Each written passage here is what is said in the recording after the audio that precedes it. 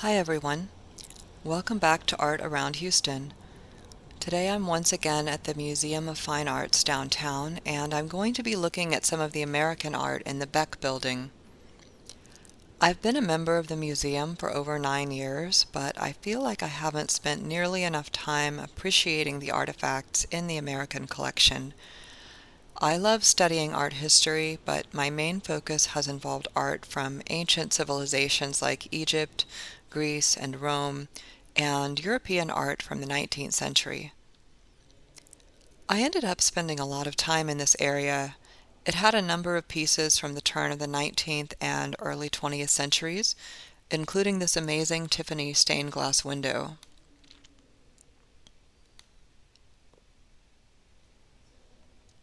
And this portrait by John Singer Sargent.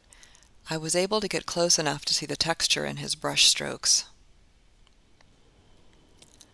I originally intended to film a watercolor demonstration today, but the museum recently changed its policies about what materials artists are allowed to bring in.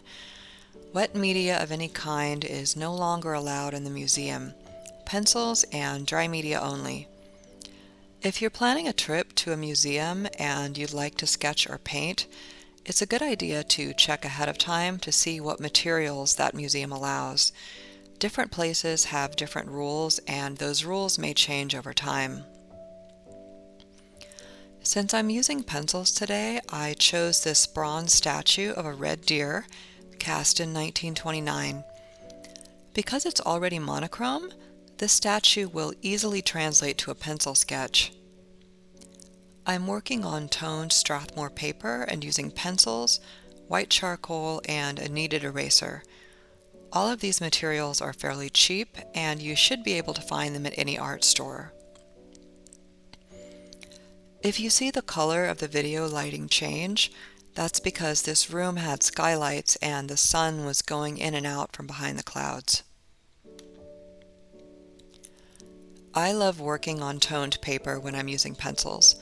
The color of the paper can act as a basic medium value, making it easy to add shadows and highlights.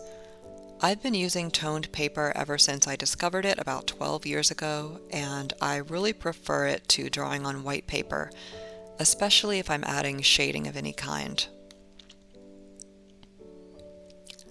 I'm going to spend most of my time working on the deer's head, antlers, and neck. When I'm drawing or painting in any location outside my studio, I usually have a time limit, and I try to spend my time based on what's most important for me to capture about my subject. I'm most interested in the deer's head, so that's where I'm going to spend most of my drawing time.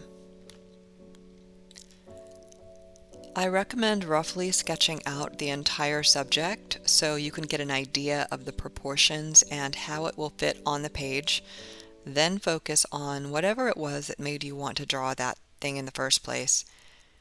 It can be very frustrating to run out of time if you haven't finished whatever it was that caught your interest and made you want to sit down and draw in the first place. This statue was created by Anna Hyatt Huntington, an American sculptor who was born in 1876 and lived until 1973. At a time when few women were successful working artists, Huntington received critical acclaim in America and Europe for her sculptures.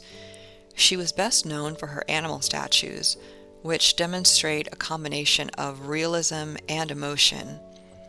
Her father was a professor of zoology and paleontology at Harvard, and he encouraged her interest in animals from a young age. The Metropolitan Museum of Art in New York has named Huntington among the foremost American female sculptors to have undertaken large, publicly commissioned works. If you'd like more information about her, I recommend starting with her Wikipedia page. It includes a number of photos of her other works and references to some other sources. Now that I've finished the head and neck, I'm going to be roughly shading and sketching the rest of the deer. Again, I want to spend most of my time around the head, but I don't want to leave the rest of the sketch completely unfinished. You'll see me blocking in large areas of shadow and later adding the highlights. When you're trying to work simply and quickly, don't get bogged down in the details.